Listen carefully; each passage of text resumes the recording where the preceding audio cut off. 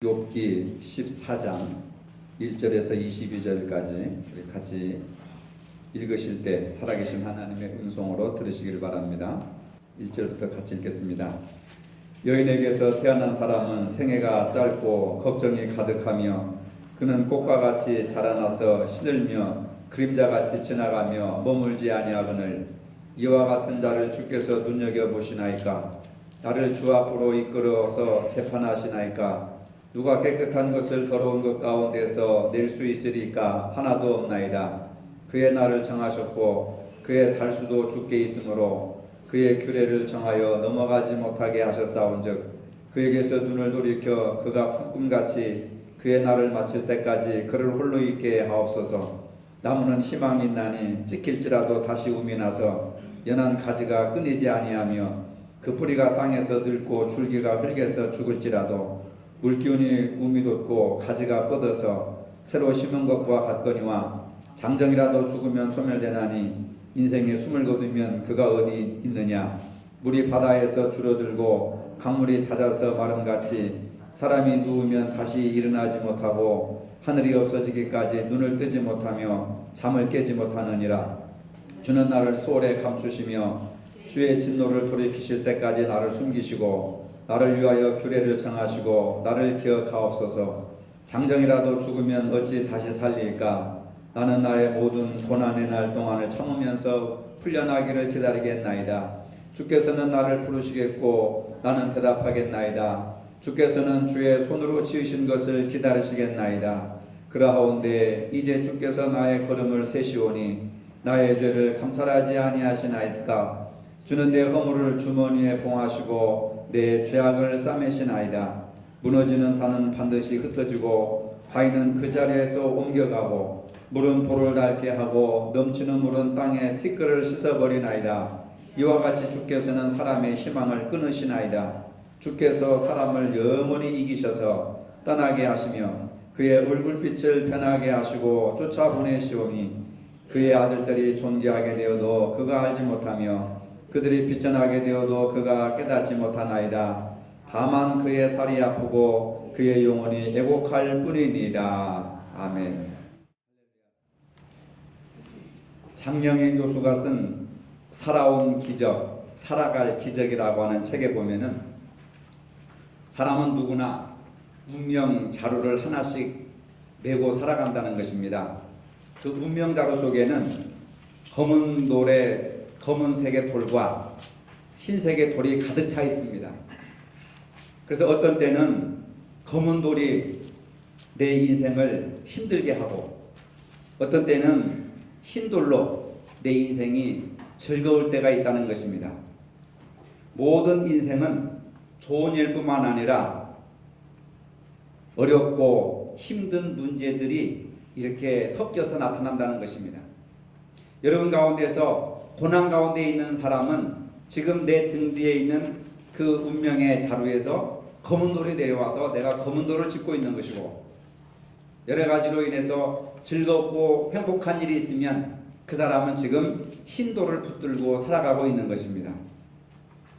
모든 인생은 좋은 일뿐만 아니라 어렵고 힘든 문제를 안고 살아간다고 하는 것을 상징적으로 말씀하고 있습니다. 골짜기가 없는 인생은 하나도 없습니다. 사람은 태어날 때부터 생애가 결정되어 있고 근심 걱정이 가득하다고 1절에 말씀하고 있습니다. 모든 사람이 태어날 때부터 고난의 짐을 가지고 태어난다는 것입니다. 고난은 누구에게나 있는 것이고 반드시 나쁜 것만도 아니라는 것입니다. 이런 의미에서 구약성경 욥기는 우리가 당하는 고난에 대한 문제를 다루고 있습니다. 특히 하나님 앞에 의롭게 살고 있다고 하는 욥이 겪게 되는 고난에 대한 이야기입니다. 욥의 세 친구는 욥이 고난을 당하는 것은 하나님 앞에서 죄를 지었기 때문에 하나님의 심판으로 고난을 당한다고 회개하라고 계속해서 이야기를 합니다.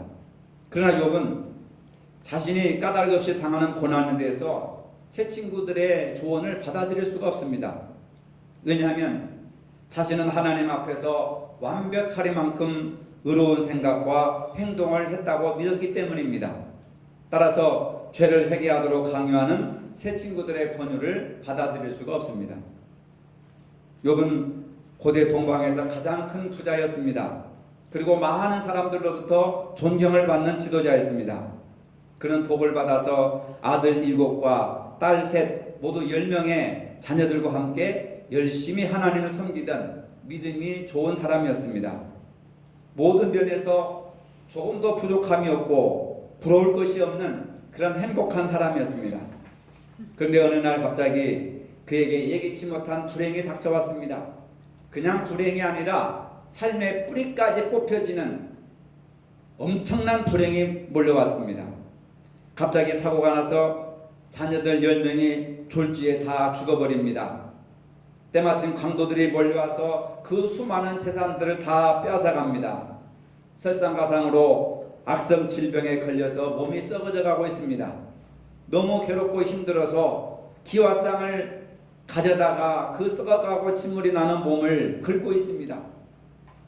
개들이 와서 그 헌대를 핥고 있습니다. 그런 욥에게 아내는 위로를 하지 못할 망정 하나님을 저주하고 죽어라 하고 욥을 떠나가게 되는 것입니다. 욥은 이런 고통을 당하고 이런 고난 속에 지금 살고 있는 것입니다. 욥은 하나님 앞에 칭찬 들을 만큼 신실한 믿음을 가졌습니다. 하지만 그는 순식간에 모든 것을 잃고 고난에 처하게 되는 것입니다. 사탄은 사람을 괴롭게 하는 일을 합니다. 때로는 하나님이 그것을 허락하실 때가 있습니다. 욥이나 사도 바울은 하나님을 사랑하고 정직한 삶을 살았지만은 삶에 큰 고난이 있었습니다. 이것은 오늘날 우리에게도 고난이 있을 수 있다고 하는 것을 보여주는 것입니다. 신앙생활을 열심히 해도 어느 날 예기치 않는 사건 사고가 발생을 할 수도 있습니다. 경제적인 손실을 당할 수도 있습니다. 억울한 누명을 당할 수도 있습니다.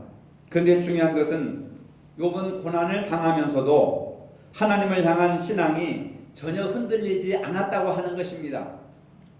욥기 1장 20절 22절에 보면 욥은 이렇게 고백합니다. 욥이 일어나 겉옷을 찢고 머리털을 밀고 땅에 엎드려 예비하며 이르되 내가 모태에서 알몸으로 나와 싸운즉 또한 알몸이 그리로 돌아갈지어다. 주신 이도 여호와시요 거두신 이도 여호와시오니 여호와 이름이 찬송을 받으실지어다 하고 이 모든 일에 욥이 범죄하지 아니하고 하나님을 향하여 원망하지 아니하니라.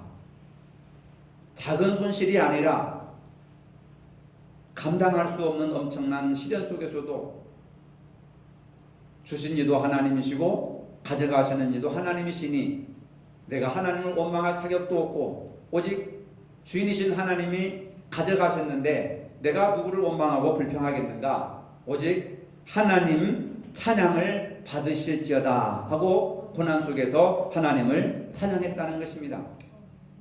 우리가 고난을 당하게 될 때 어떠한 태도를 취하는가에 따라서 하나님께 대한 믿음을 보여주는 것입니다. 욥은 건강을 잃었을 때 하나님을 원망하지 않았습니다. 모든 재산을 다 잃고 자녀들이 다 죽어가도 하나님을 원망하지 않았습니다.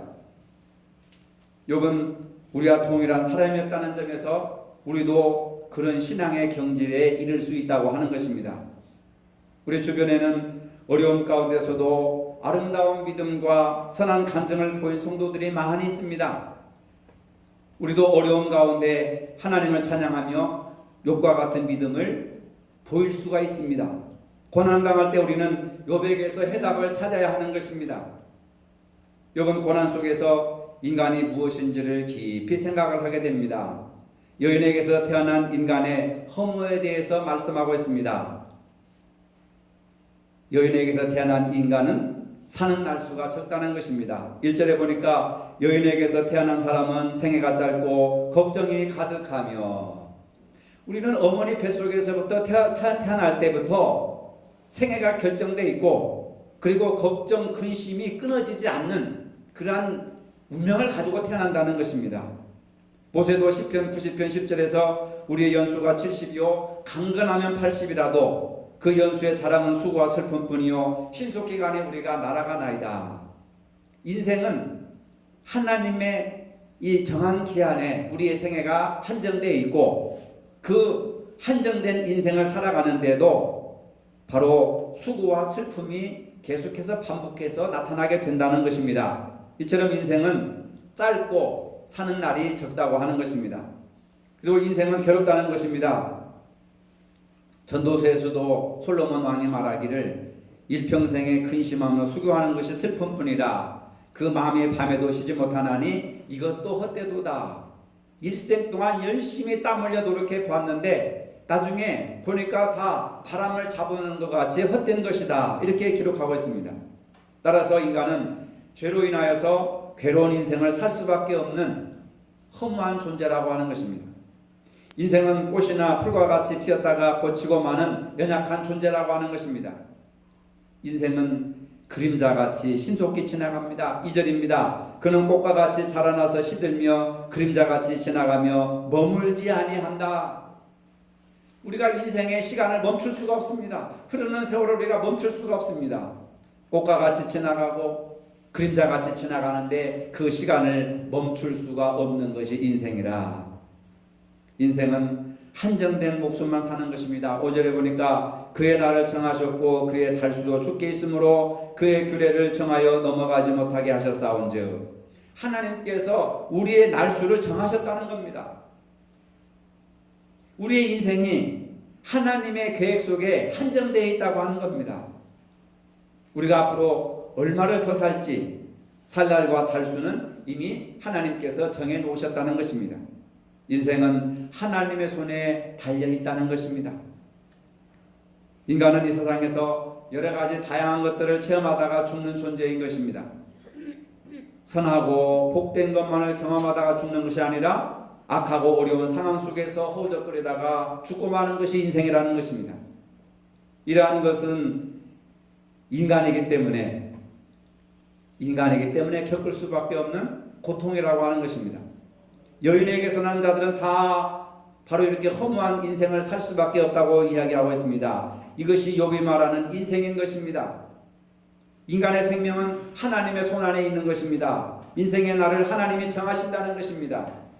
이것을 깨닫는 것이 지혜요. 이처럼 인간은 불안정하고 허무한 삶을 살 수밖에 없는 연약한 존재라고 하는 것을 아는 것이 지혜라고 하는 것입니다. 그러면서 욥은 우리 인생에 땅에 심긴 나무마도 못하다고 비교를 합니다. 나무는 비록 찢길지라도 희망이 있습니다. 나무를 잘라내면 그 밑에서 그루터기가 다시 이렇게 새순이 돋아나고 또 이렇게 살아나가지만은 사람을 한번 죽어버리면 다시는 눈을 뜰 수가 없다고 하는 겁니다. 아무리 힘센 장정이라도 죽으면 소멸된다고 했습니다. 숨을 거두면 다시는 살아나지 못합니다. 그러나 나무는 물을 주면 다시 우민하고 연한 가지가 돋아나기 때문에 사는 것이 나무가 인생보다 더 낫다고 이야기하고 있습니다. 그러면서 13절에도 애절한 기도를 하고 있습니다. 주는 나를 수월에 감추시며 주의 진노를 돌이키실 때까지 나를 숨기시고 나를 위하여 규례를 정하시고 나를 기억하옵소서. 수월은 지옥을 얘기하는 것입니다. 이 생명을 더 이상 연장하고 살고 있는 것이 아무런 의미가 없다는 겁니다. 살 소망이 없다는 거예요. 왜? 죽을 날도 결정되어 있고 죽을 날이 언제인지 그 사는 날까지 수고와 슬픔뿐이고 고통을 겪는데 이 허무한 인생 더 이상 살 필요가 뭐가 있겠느냐. 그래서 욥은 하나님 내 생명을 가져가십시오. 더 살아봤자 뭐 행복도 없고 의미도 없습니다. 그러면서 자신을 죽여달라고 하나님 앞에 기도하는 겁니다. 그래야 이 허무한 인생의 절망 가운데서 잠시라도 벗어날 수 있습니다. 이렇게 죽여달라고 기도하는 것입니다. 자연은 죽은 것처럼 보이지만 봄이 되면 다시 싹이 나고 열매를 맺고 다시 일어나는 것을 볼 수 있습니다. 그 자연에게는 희망이 있는 것처럼 보이는데 인간에게는 더 이상 참된 희망이 없습니다. 그러니 주님 나를 빨리 죽여서 그 죽음의 자리, 소울의 자리에 끌고 가시더라도 나를 인도하여 주옵소서. 죽음 앞에 죽음을 희망하면서 죽음을 갈망하면서 하나님 앞에 기도하고 있습니다. 여러분 죽음을 갈망하고 죽음을 희망하면서 하나님 앞에 기도해 본 적이 있습니까? 깊은 죽음의 심연, 인간의 허무함, 의미 없음, 이런 것을 경험해 본 사람만이 죽음을 생각하게 되는 거죠. 살 소망이 없고 희망이 없으니까 차라리 죽는 것이 낫겠다 생각해서 죽음을 희망하는 것입니다. 욥은 지금 죽음을 희망하고 있습니다. 그런데 죽음을 희망하는 것으로만 끝나는 것이 아니라 그런 죽음의 절망적인 상황 속에서 욥은 항상 정결한 마음을 유지했습니다. 이것이 중요한 겁니다. 여러분. 고난 속에서 우리가 어떤 태도를 취해야 되는가? 정결한 마음을 간직했다고 하는 겁니다. 어려움이 있는 사람들을 돕고 의로운 삶을 살았습니다. 고난 가운데에도 마음의 눈을 항상 하나님께 두고 살았습니다. 항상 하나님을 신뢰했습니다. 친구들이 자기를 괴롭히고 송사하고 있는 중에서도 하나님을 향해서 눈물을 흘렸습니다. 욥은 자신의 일생의 길을 하나님께 인도하신다는 것을 확신했습니다. 심지어는 하나님의 말씀을 매 끼니보다 귀하게 여긴다고 했습니다. 먹는 양식보다 하나님의 말씀을 더 귀하게 여겼습니다.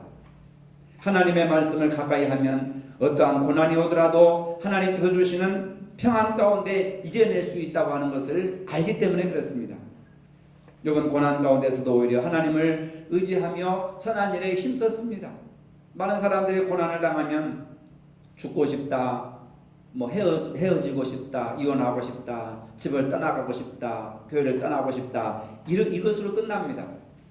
그러면 정말 희망이 없습니다. 근데 욥은 그러한 죽음을 갈망하고 죽음을 희망하는 그 절망적인 상황 속에서도 신앙이 흐트러지지 않고 오히려 더 많은 선한 일을 하고 더 많이 도와주고 더 하나님을 갈망하고 더 하나님을 찾게 되었다고 하는 겁니다. 그러면서도 22절에 다만 그의 살이 아프고 그의 영혼이 애골할 뿐이니이다. 죽음의 짜리 가운데 몸이 아프고 영혼이 슬픔으로 견딜 수가 없다는 겁니다. 이것이 당면한 욥의 인생이라고 하는 겁니다.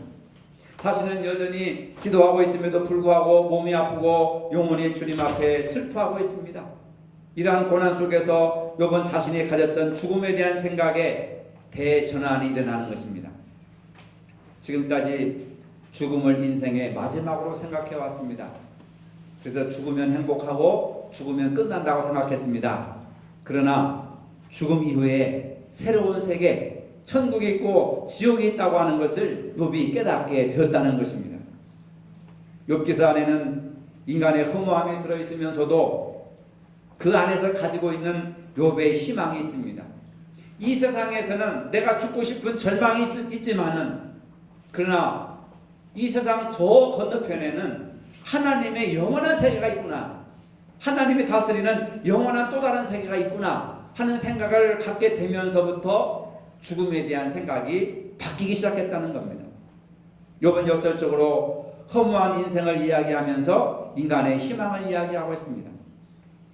이러한 이유로 많은 문학작품이 소재가 바로 욥기서에 나타나고 있습니다. 많은 문학작품 속에 욥의 이야기가 많이 나타납니다. 허무주의 인생을 극복할 수 있는 방법이 무엇이겠는가? 이 세상을 보면 하나님이 정해놓은 인생을 살아가고 그 정해진 인생 속에서 우리가 수레바퀴 이렇게 쳇바퀴 돌아가듯이 돌아가는 것이 얼마나 허무한가. 그때 가서 죽으나 지금 죽으나 마찬가지다 해가지고 허무주의자들은 자살을 하게 되고, 이런 욥기서를 통해서 많은 사람들이 허무주의에 빠져 있다는 겁니다. 그래서 이런 걸 소재로 문학작품이 많이 나와요. 세계적인 고전작품에도 보면은. 그러나 욥기서를 깊이 보면은 욥기는 허무주의에 빠져 있는 것이 아니라 그 허무함 속에서 또 다른 하나님에 대한 희망을 발견하게 되는데 사람들은 여기까지는 보지 못합니다.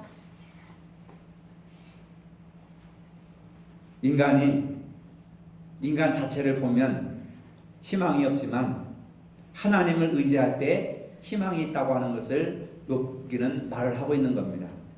하나님 앞에 나아갈 때 희망이 있다는 것을 믿으시기를 바랍니다. 하나님 앞에 나아갈 때, 하나님 앞에 구원을 요청하고 있을 때 하나님이 희망이시고 희망의 빛을 비춰주신다는 겁니다. 욥이 고난을 통해서 이러한 것을 깨닫게 되었다고 하는 겁니다. 여러분은 고난을 통해서 뭘 깨닫습니까? 어떤 결론을 얻습니까?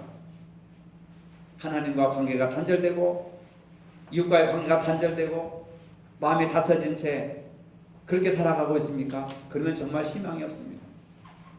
죽는 게 낫습니다. 욥은 말합니다. 13절에서 주의 진노를 돌이키실 때까지 나를 숨기시고 죄를 용서해달라고 기도하는 겁니다. 그리고 완전한 죽음에서 자기를 구원해달라고 기도합니다. 지금까지는 죽여달라고 기도했는데, 죽음이 인생의 끝이라고 생각해서 죽여달라고 기도했는데 고통을 너무 견딜 수 없으니까. 근데 죽음으로 끝나는 것이 아니라 죽음 이후에 심판이 있고 천국과 지옥이 있다는 것을 깨닫고 나서부터는 하나님 나를 구원해주세요, 하나님 나를 살려주세요, 하나님 나를 도와주세요, 이런 기도로 바뀌었다는 겁니다. 비록 내가 음부에 내려가더라도 절대로 죽지 않게 해달라고 기도하는 것이 바로 이 13절의 기도입니다. 여러분, 역설같이 들릴지 모르지만은 희망은 절망 안에 들어있는 겁니다. 여러분들이 절망하고 있잖아요.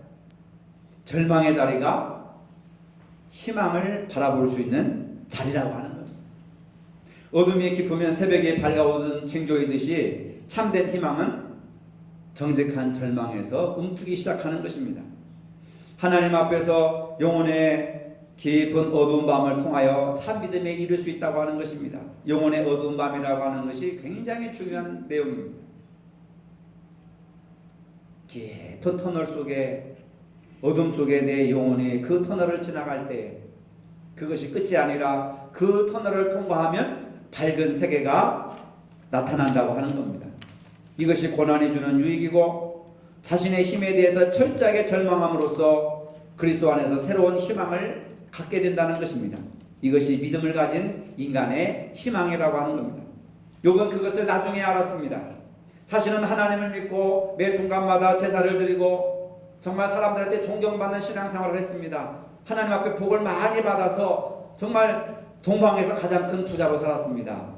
남들이 볼 때는 존귀하고 남들이 볼 때는 영광의 삶을 살고 있는 것처럼 보였습니다. 그런데 결국 고난이라는 사건 속에서 보니까 자신이 가지고 있던 믿음이 가짜였다는 것을 알게 되었습니다. 욥은 기도합니다. 17절에 주는 내 허물을 주머니에 봉하시고 내 죄악을 싸매시나이다. 잘못된 허물과 죄를 용서해달라고 간절한 마음으로 기도하고 있습니다. 사탄이 하나님에게 묻듯이 인간이 과연 아무 보상을 바라지 않고 신앙생활을 잘할 수 있을까요? 많은 이들이 여기에 걸려 넘어지고 있습니다. 이에 대해 욥기는 하나님과 바른 관계를 맺으려면 보상을 강조하는 인과응보의 신앙을 넘어서야 된다고 대답하고 있습니다. 무슨 얘기냐? 까닭 없이 조건 없이 하나님을 경외하는 것이 그게 진정한 믿음이라고 하는 겁니다. 욥은 이것을 알았습니다. 내가 부자가 돼서 하나님을 잘 섬기고 신앙생활을 열심히 한 것이 아니라 조건 없이 까닭 없이 그저 하나님 자체로 내가 하나님을 경외할 뿐이다. 이것이 위대한 믿음입니다. 이것이 희망 있는 믿음입니다. 여러분, 아무 조건 없이 하나님 앞에 감사하시기를 바랍니다. 아무 조건 없이 하나님 앞에 충성하시기 바랍니다. 아무 조건 없이 신앙생활 하시기 바랍니다. 교회 다니면 장사 잘 되고 교통사고도 안 나고 병도 안 걸리고, 물론 그러면 얼마나 좋겠습니까? 물론 그런 축복도 하나님이 주십니다. 그러나 교회 다니라고 부자되게 만들어주신 하나님이 아니라는 겁니다. 욥이 깨달은 것은 조건 없이 까닭 없이 내가 하나님을 경외해야 된다. 내가 이걸 깨달았던 겁니다. 이걸 모르고 자기는 자기 열심에 빠져가지고 자기는 의롭다고 생각을 했습니다. 여러분, 자기 의로움에 빠져있는 사람들이 있습니까? 나는 아무 잘못이 없는데 왜 이런 고난이 오는가? 왜 이런 어려움이 오는가? 왜 나만 가지고 그러는가? 욥은 그러한 고난을 통해서 까닭 없이 조건 없이 하나님을 경외하는 법을 배우게 되었다는 겁니다.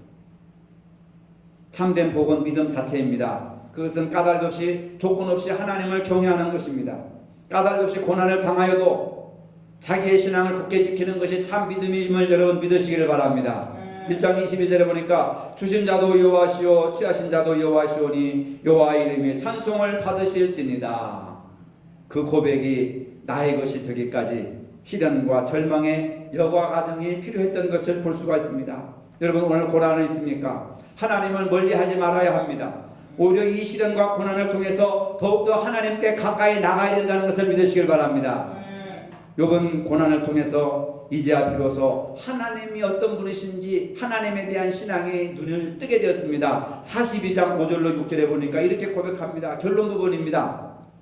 내가 주께 대하여 귀로 듣기만 하였사오나 이제는 눈으로 주를 배웠나이다. 그러므로 내가 스스로 거두어드리고 티끌과 같은 죄 가운데서 내가 회개하나이다. 여러분, 지금까지 욥은요, 전통적인 종교적인 전통이나 남들이 가르쳐준 외적인 것만 가지고 하나님을 잘 섬겼습니다. 하나님에 대한 믿음이 매우 불안하고 거짓된 것이었다는 것을 그때서야 깨닫게 되었습니다. 그러나 이제는 고난을 통해서 하나님을 눈으로 보게 되었습니다. 지금까지는 하나님에 대해서 귀로만 들었는데 고난을 통해서 보니까 하나님이 보이더라. 이것이 얼마나 큰 축복입니까, 여러분? 눈이 열리고 하나님의 주권과 놀라운 일들에 대해서 하나님을 깊이 알게 되었다고 고백합니다. 욥은 고난을 통하여서 하나님을 직접 대면함으로써 하나님을 경험하고 깨닫게 되었습니다. 고난이 있습니까, 여러분? 하나님을 보시기를 바랍니다. 하나님을 경험하시기를 바랍니다. 하나님의 음성을 들으시기를 바랍니다. 우리는 이 고난 속에서 누구 때문에 무엇 때문에 어쩌고 저쩌고 원수만 만들고 있습니다. 죄만 짓고 있습니다. 하나님이 그 고난과 사건을 통해서 무엇을 말씀하시는지를 모르니까 죄만 짓는 거죠.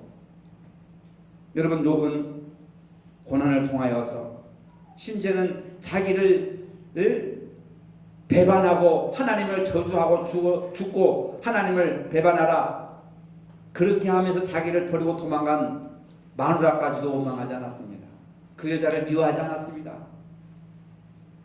이 모든 것은 하나님의 주권 속에서 이루어지는 것이고 주신 이도 하나님이시고 가져가시는 분도 하나님이신데 하나님의 것 하나님이 도로 가져가시는데 내가 무슨 원망할 필요가 있겠는가? 오직 나는 까닭 없이 조건 없이 하나님을 경외할 뿐입니다. 얼마나 깊은 영성입니까? 우리 가운데 이런 믿음을 가지신 단 한 분만 있어도 교회는 삽니다. 여러분. 그분의 교회의 희망입니다. 하나님의 말씀의 희망입니다. 여러분. 그런 믿음을 가지시기를 바랍니다. 예수님께서 마태복음 9장 29절에 내 믿음대로 될지어다 하셨습니다. 누가 말하려면 하나님의 말씀을 하는 것 같이 하셔야 됩니다. 누가 봉사하려면 하나님의 공급하시는 힘으로 해야 됩니다. 여러분. 근데 우리는 봉사하는데 힘이 남아들고 시간이 남아들어서 그냥 하는 것으로 생각하고 있습니다. 하나님이 나에게 할 수 있는 힘과 능력을 주셨습니다. 근데 시간이 없다고 얼마나 바쁜지 모른다고 어떻게 봉사하느냐고 불평됩니다. 우리 안에 하나님이 없고 하나님의 능력이 없기 때문에 그렇습니다. 우리는 매일 자신의 희망과 자기의 말과 자신의 것에 대해서만 얘기합니다.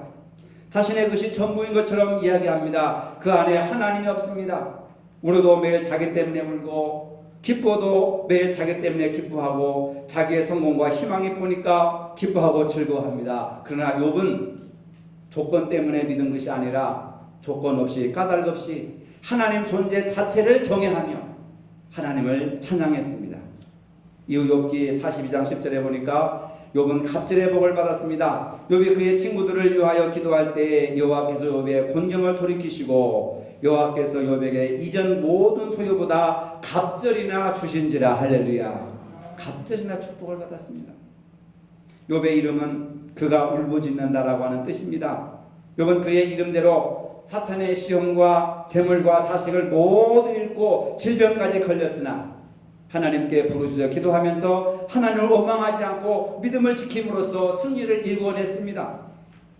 지금까지 하나님에 대해 듣고만 있었던 신앙을 이제는 하나님을 눈으로 직접 보는, 목격하는, 경험하는 영적으로 놀라운 축복을 받게 되었던 것입니다. 정금 같은 신앙을 가졌습니다. 기도하는 사람이 되었습니다. 하나님께서 물질을 변화 주셨고 자녀를 10명이나 주셨습니다.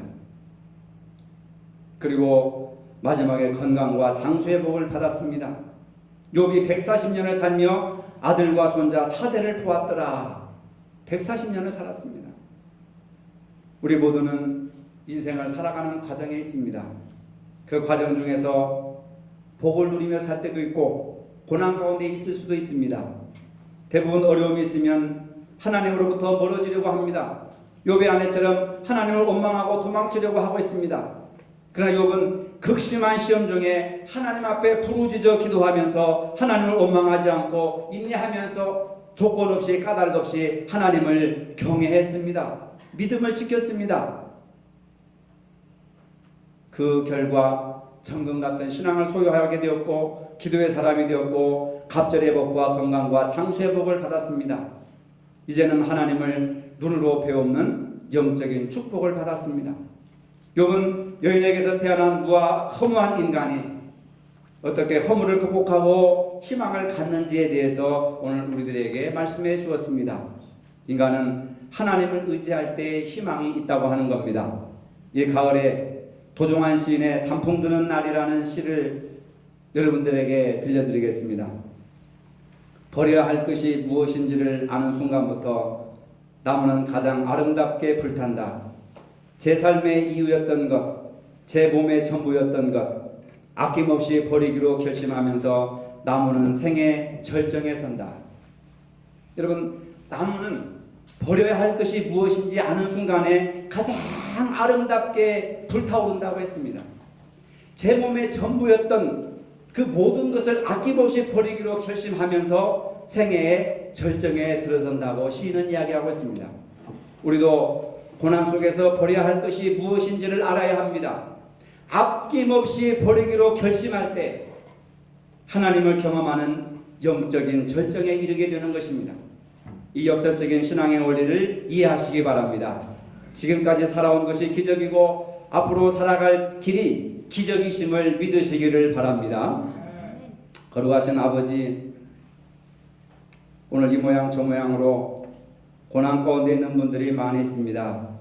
건강으로 고난당하고 물질로 고난당하고 사업으로 고난당하고 신앙의 문제로 고난을 당하는 분들이 많이 있습니다. 고난 속에서 욥기를 통해서 말씀하시는 하나님의 세미한 음성을 듣게 하여 주시옵소서. 기도할 수 있는 믿음을 주시옵소서.